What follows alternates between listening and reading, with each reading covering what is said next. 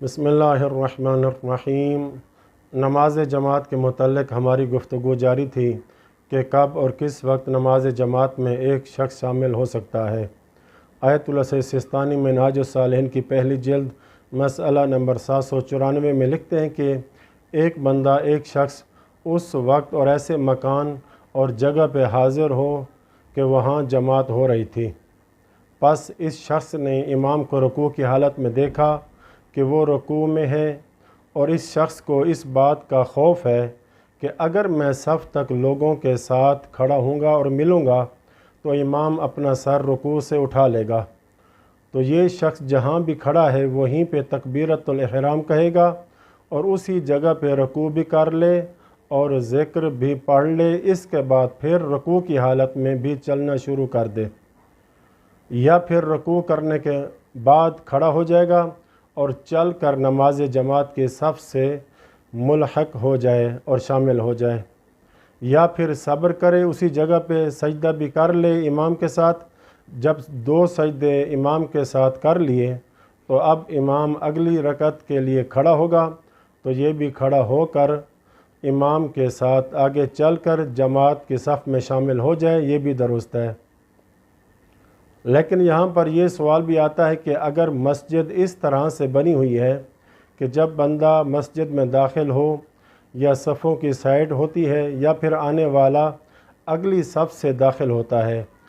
یعنی مسجد کا دروازہ جماعت کے آگے اور سامنے ہے،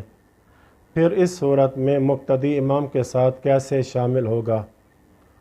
تو جواب میں آیت اللہ سستانی فرماتے ہیں کہ ہر صورت میں مقتدی نماز جماعت میں شامل ہو سکتا ہے، چاہے امام اس کے آگے ہو، یعنی امام اس کے آگے ہو یا دائیں طرف ہو یا بائیں طرف ہو، حتیٰ کہ اگر امام مقتدی کے پیچھے بھی ہو تو یہ آنے والا نیت کر کے اپنا رخ قبلہ کی طرف کر دے اور جماعت میں شامل ہو جائے، اگرچہ امام اور باقی مقتدی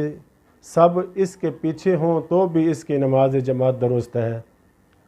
لیکن شرط یہ ہے کہ قبلہ سے منحرف نہ ہو۔ تو یہ شخص رکوع کی حالت میں ذکر کے بعد یا رکوع کے بعد یا پھر سجدے کرنے کے بعد امام کی اگلی رکعت کے ساتھ کھڑا ہو جائے گا، تو یہ شخص الٹے پاؤں چلتے چلتے صف میں شامل ہو جائے تو اس کی نماز جماعت درست ہے۔ اسی طرح اگر امام اور صفیں دائیں بائیں ہیں تو یہ بھی دائیں بائیں چل کر صف میں جماعت کے ساتھ شامل ہو جائے تو اس کی جماعت بھی درست ہے،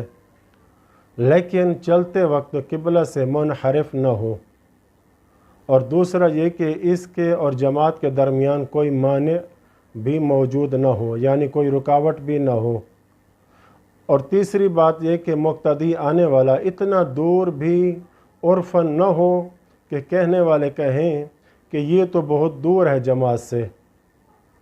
آخری بات یہ کہ احتیاط لازم ہے کہ قرات کو ترک کرے جماعت میں شامل ہونے والا شخص، اور ہر اس چیز کو ترک کرے جس میں طمأنینیت کی شرط ہے، یعنی انسان سکون کی حالت میں ہو، یعنی رکوع، سجود وغیرہ کے جو اذکار ہیں ان کو سکون کی حالت میں پڑھنا ضروری ہے، تو چلتے وقت اس نے کچھ نہیں پڑھنا۔ لیکن آیت اللہ سستانی فرماتے ہیں چلتے وقت اپنے پاؤں اٹھا کر نہ چلے جیسے عام طور پر چلتے ہیں، بلکہ پاؤں کو زمین پہ گھسیٹ کر چلے، یہ احتیاط اولیٰ ہے، یعنی مستحب ہے۔ وصلی اللہ علی محمد و اہل بیتہ الطاہرین۔